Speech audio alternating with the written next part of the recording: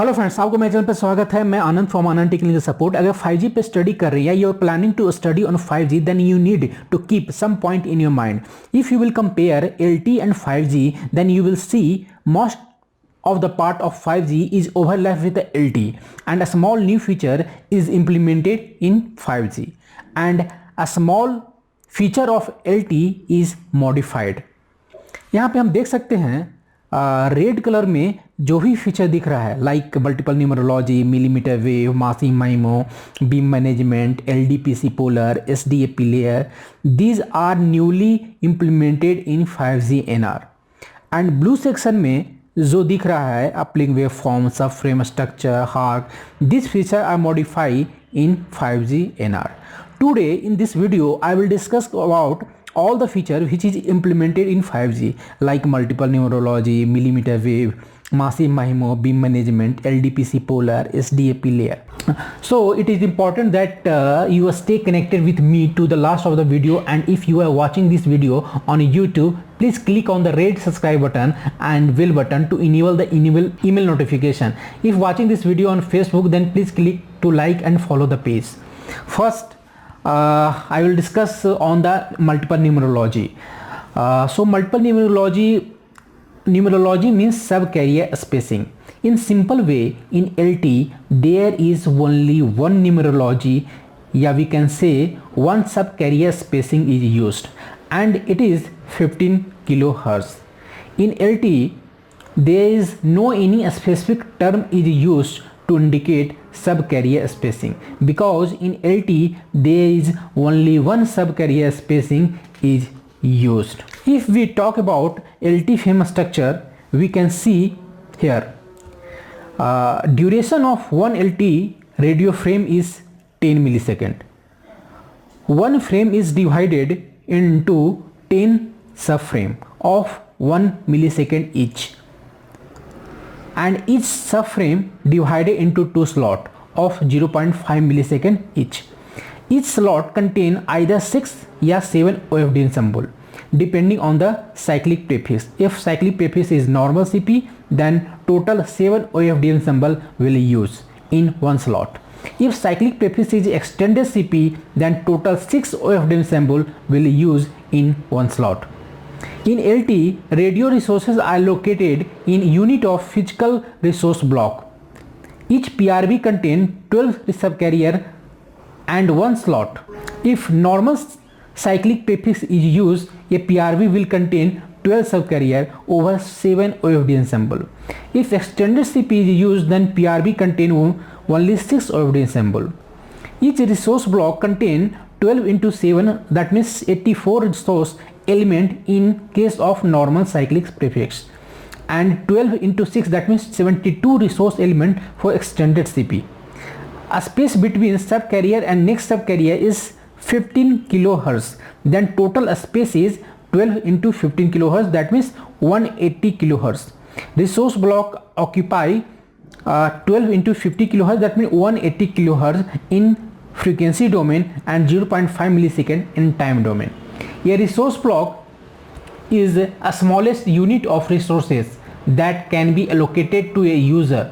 The resource block is 180 kilohertz wide in frequency domain and one slot long in time domain.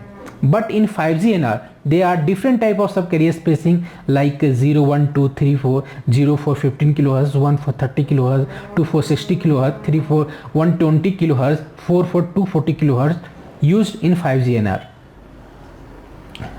Subcarrier spacing type 2 for 60 kilohertz is used for normal and extended, and remaining all subcarrier spacing type is used for normal CP.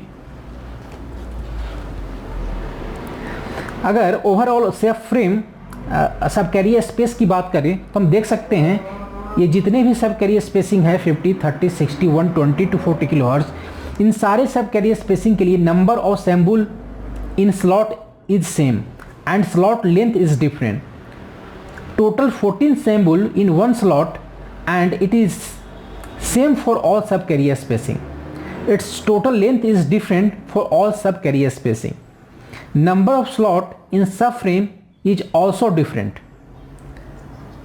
For 15 kHz subcarrier spacing, total number of subcarrier is 12 and a space between subcarrier and next subcarrier is 15 kilohertz. So total space is 12 into 15, 180 kilohertz, and same for 30 kilohertz subcarrier spacing.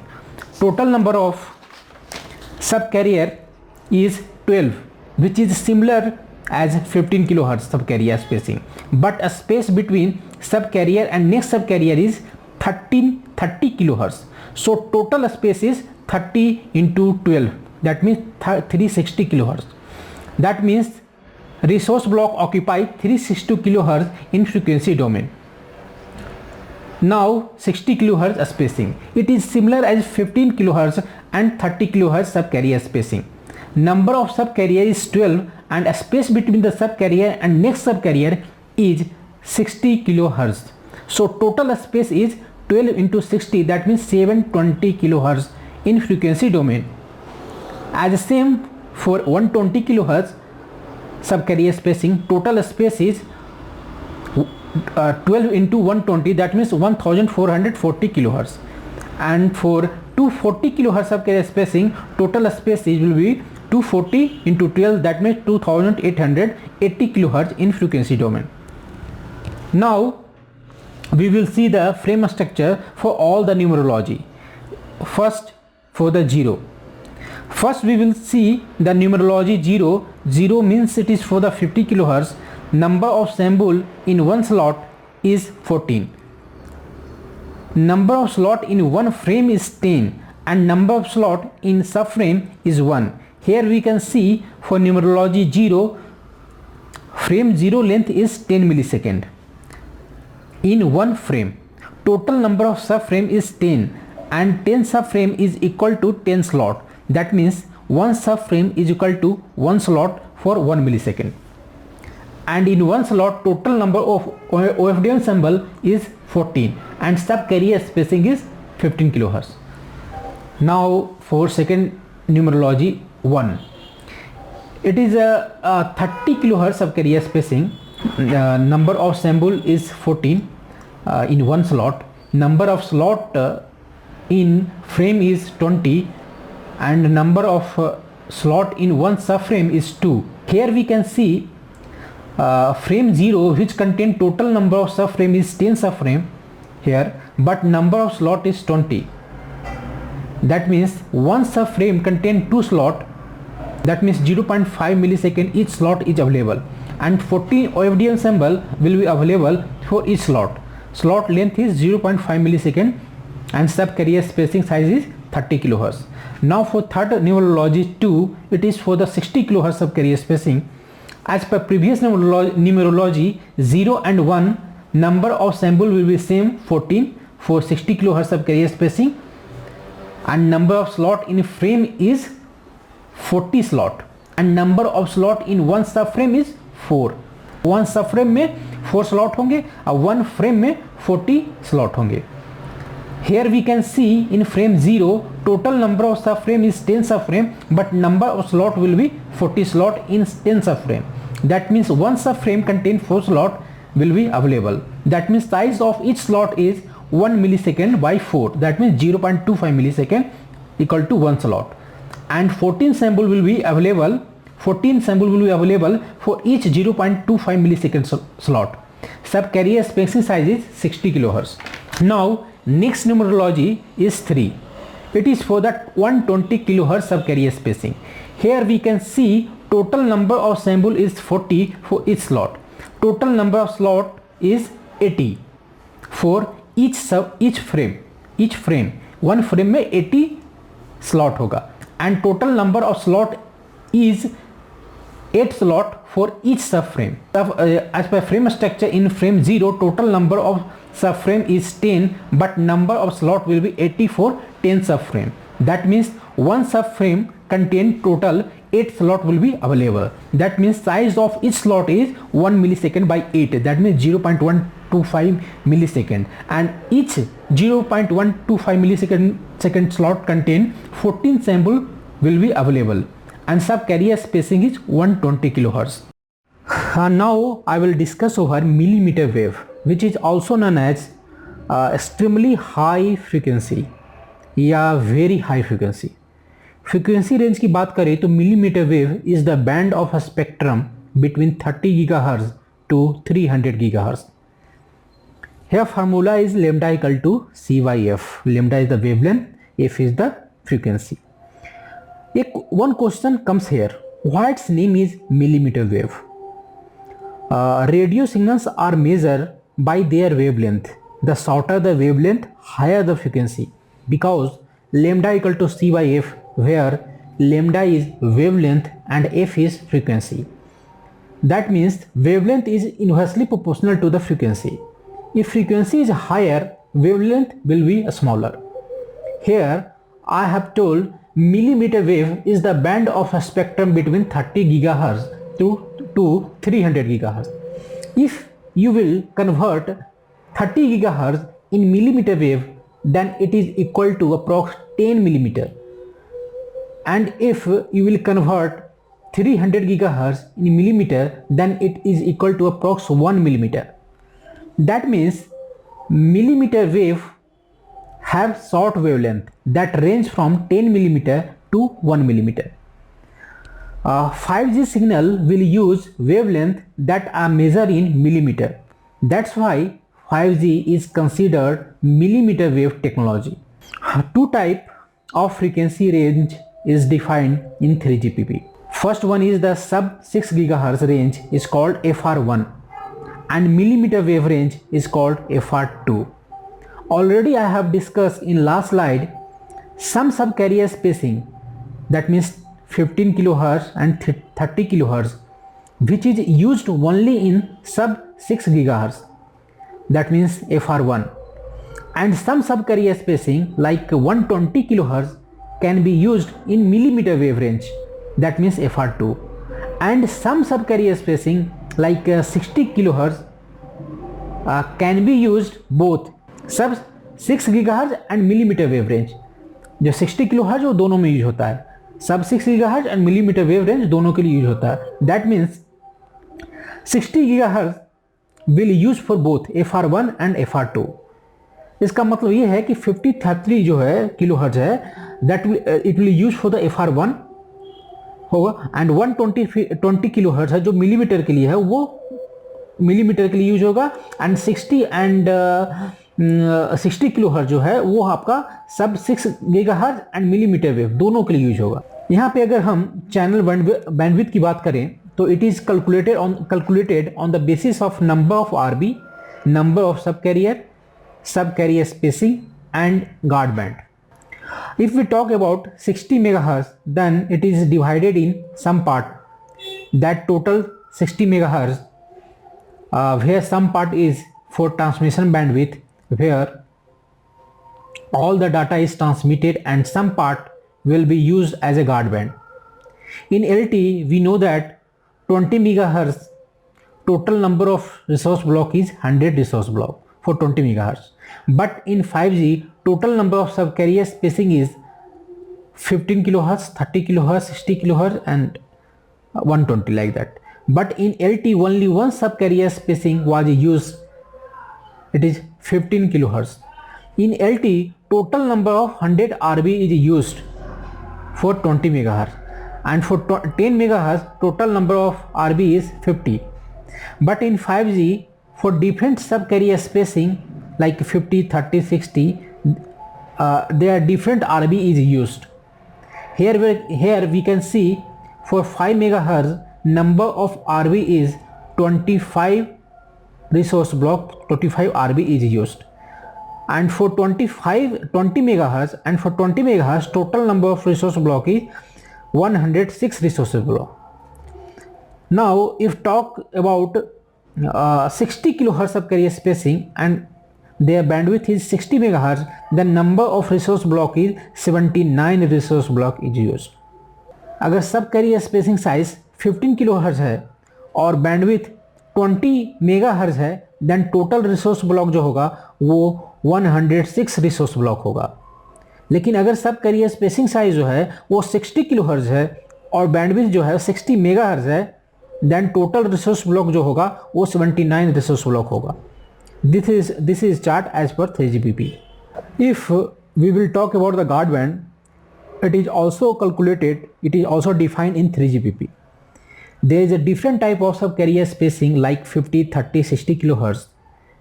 For different bandwidth, size of guard band is different. Suppose that if we are talking about the subcarrier spacing is 60 kHz and bandwidth is 60 MHz, then guard band size will be 1530 kHz. Here we can see the example of subcarrier spacing. There is a 60 kHz and their bandwidth is 60 MHz. For this, number of RB is 79 and number of subcarrier is 12. Number of subcarrier is same for all subcarrier spacing. For all type of subcarrier spacing like 50, 30, 60 kHz, their number of subcarrier is same, 12. So here we can see for the 60 kHz and 60 MHz is 79 into 12 into 60, that means 56,880 kHz, that means approx 56.8 MHz. If we talk about the guard band, then both side guard band is here. So guard band for 60 kHz and guard band will be 50-30 kHz multiplied by 2 because guard band is both side. So 50-30 into 2, that means 3060 kHz, that means 3.06 MHz. If we add both A plus B, then it is approx 59.94 MHz, which is close to 60 MHz. As per previous slide, millimeter wave have short wavelength that range from 10 mm to 1 mm. They have high atmospheric attenuations and are absorbed by gases in atmosphere, which reduce the range and the strength of the wave. Rain and humidity can impact the performance and reduce the signal strength. Due to short range, about less than millimeter wave travel by line of sight, so its high frequency wavelength can be blocked by physical object like building and tree. A possible approach to solving the blockage effect is through the higher density infrastructure and relay. Relay is like a repeater. The base station and relay are densely deployed in outdoor urban area for millimeter wave communications. Basically, transmitter is transmitting beam toward the destination user, but it is blocked by some cluster or building. In this situation, transmitter will look for nearby base stations or relay for user, which can have loss link, that means line of sight link with destination user. इसका मतलब ये है कि transmitter या macro cell is transmitting something in beam form, but वो block हो रहा है due to the some cluster या बिल्डिंग. इस सिचुएशन में मैक्रो सेल को चेक करता है कि उस यूजर के नियर बाय में बेस स्टेशन कौन सा है या कोई स्मॉल सेल कौन सा है जिसके साथ वो line of sight link establish कर सके, और फिर transmitter transmit the beam toward the small cell या रिले. अगर हम ओवरऑल फ्रीक्वेंसी डिज़ाइन की बात करें तो इसमें lower frequency band and higher frequency band दोनों इन्वॉल्व होता है. Lower frequency band range is higher, so mostly it will use for macro cell, and higher frequency range is for a small area, so it will use for the small cell. As example, if we are using 3 GHz and 60 GHz frequency, in that situation 3 GHz cellular band are used in wide area for macro cell to provide the blanket coverage and mobility, while higher frequency band like 60 GHz such as millimeter wave band will be used in a small area for a small cell to provide higher capacity. यहाँ पे concept clear है. अगर low frequency है तो ये large area को cover करेगा, और अगर हाई फ्रीक्वेंसी है तो लो एरिया को कवर करेगा. Control plane and user plane for a small cell are separated. यहाँ कंट्रोल इंफॉर्मेशन जो है वो कंट्रोल होगा मैक्रो सेल से, because macro cell using the low frequency means higher range will use. And data transmission के लिए high frequency या बोले तो मिलीमीटर वेव फ्रीक्वेंसी यूज करेगा, because its range is a small area but capacity is high, because a small cell will use full frequency bandwidth for user plane. Now massive MIMO.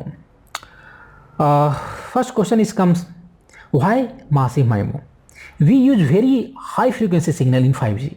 High frequency means size of single antenna will be very small. That means their aperture size will be very small. That means we can say antenna area of receiving energy will be very small. To overcome this issue in high frequency by using larger number of transmission antenna. You can see here distance between the transceiver antenna and receiving antenna is r. Received power is inversely proportional to the square of the distance from the transmission antenna. That means Prx equal to Ptx by 4 pi r square. R is the distance between Tx and Rx antenna. If distance get increased by 2 times away, then received power get decreased by 4 times. In a real scenario, we know that received signal power is also affected by frequency and received antenna gain. Means Prx equal to Ptx by 4 pi r square lambda square 4 pi into Grx. Grx is the received antenna gain. Here I have told affected by frequency means affected by frequency. Affected by frequency means if frequency increase, the wavelength will decrease. If wavelength will decrease, the received signal power will decrease. So received signal power will affected by frequency and receive antenna gain. As mathematically formula is Ptx by 4 pi r square lambda square 4 pi into Grx. We can see here received power is proportional to the square of the distance, the square of the wavelength.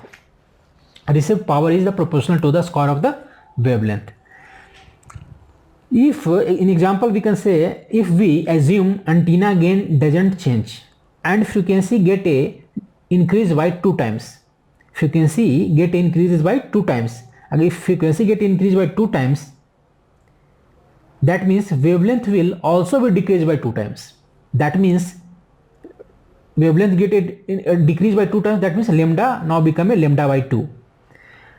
That means receiving power will decrease by 4 times. Lambda by 2, that means receiving power will decrease by 4 times.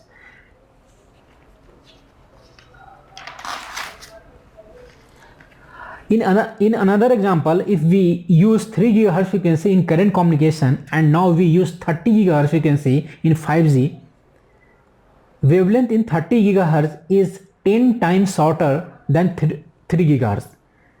क्योंकि frequency is increased by 10 times, then wavelength will be decreased also by 10 times.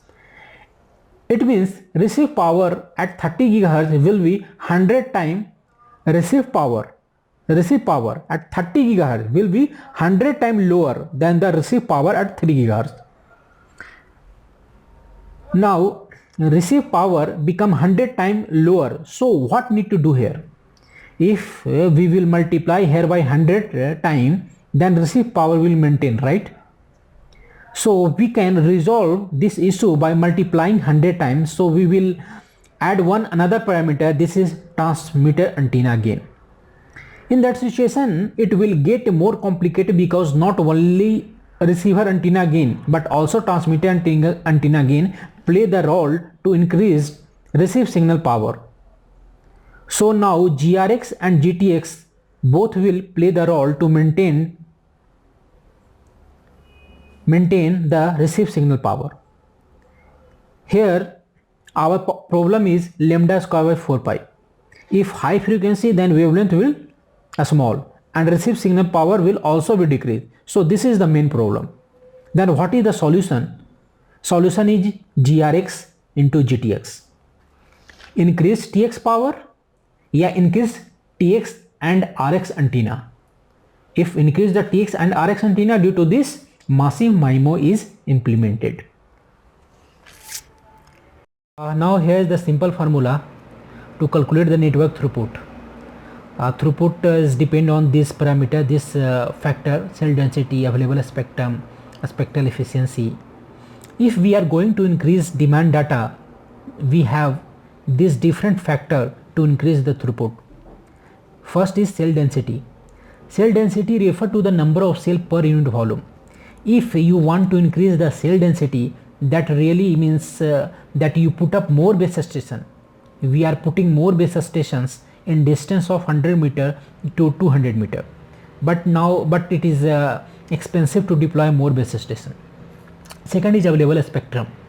We can increase the frequency spectrum, increase the bandwidth that we are using, and problem is that the frequency that we are using today for cellular communications, we are using many 100 megahertz for different type of cell network, and different application like TV broadcasting we use for millimeter wave technology, and it is a great technology for short range communications. Next is spectrum efficiency, bit per second per hertz per user.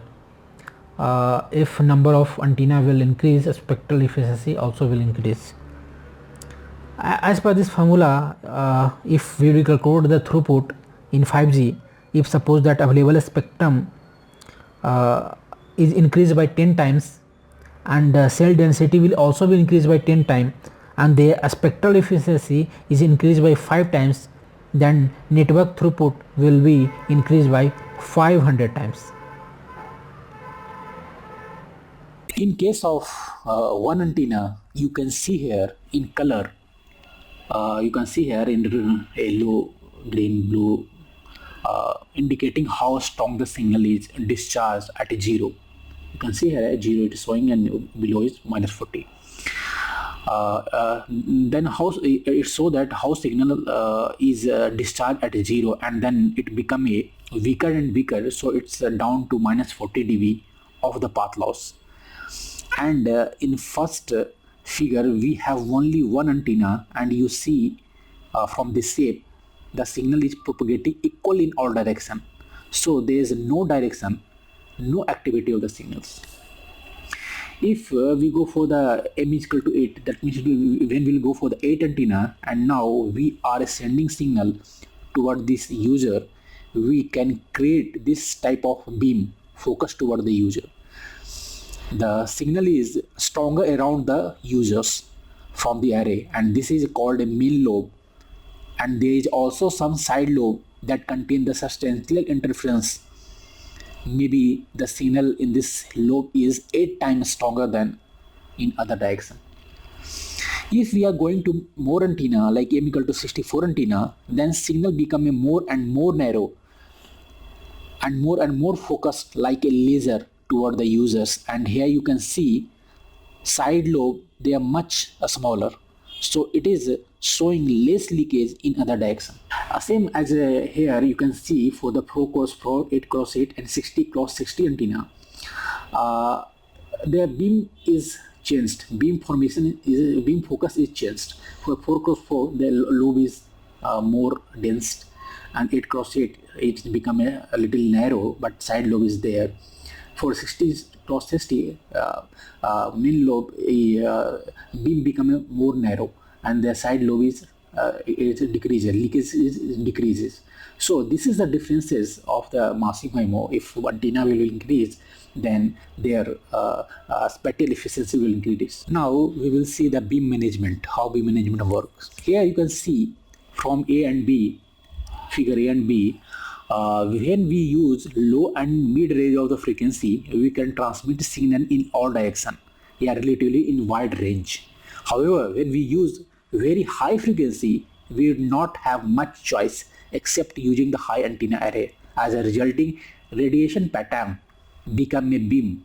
You can see in figure C. Why beam management is required? Why beam control is required? As you can see in figure A and B, in case of low and mid range frequency, without using massive antenna array, a single transmission would cover a lot of UEs simultaneously. However, when radiation become a beam shaped in figure C, it is very difficult to cover the multiple UE in single transmission unless those multiple UE are located in very close proximity. Multiple devices are scattered in all directions, so we need some idea for managing beam to cover the multiple device which is scattered in all directions. Actually, beam management control, it's very difficult when the transmitter has no information on the location of the device user. Let's think of the following case. there is a base station with massive MIMO operating at very high frequency. There is a UE around the base stations, and you are just about to turning on the UE. That means you are switching on the UE. Once the UE switch on, it would start the synchronization process. For this step, base station would transmit the special signal called synchronization signals, and signal would be able to reach to every UE around the base stations. But here is the same serious problem with the base station sending signal in beam, and it is fact that signal beam can point a very narrow area and it can't cover a very wide area at same time. Now here question is that how base station make the signal with the UE if transmitter has no information of the received location. A lot of the solution for this issue, but one important and famous solution is, you can see in this video, base station transmit the beam to a specific direction at a specific time and then change the direction a little bit in a next time frame. So and until it can scan all area it should cover. इस picture में हम देख सकते हैं how beam is covering all the direction and trying to synchronize with the UE. इस video में आपको complete आपको दिख सकता है how beam work to identify the UE if it is in different location.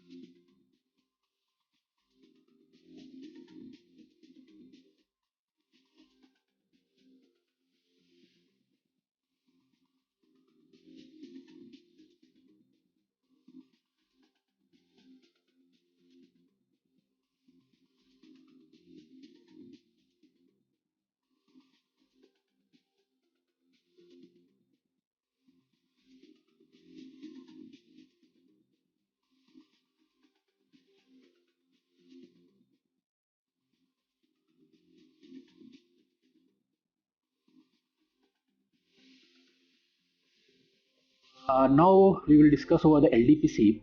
LDPC is the low density parity check.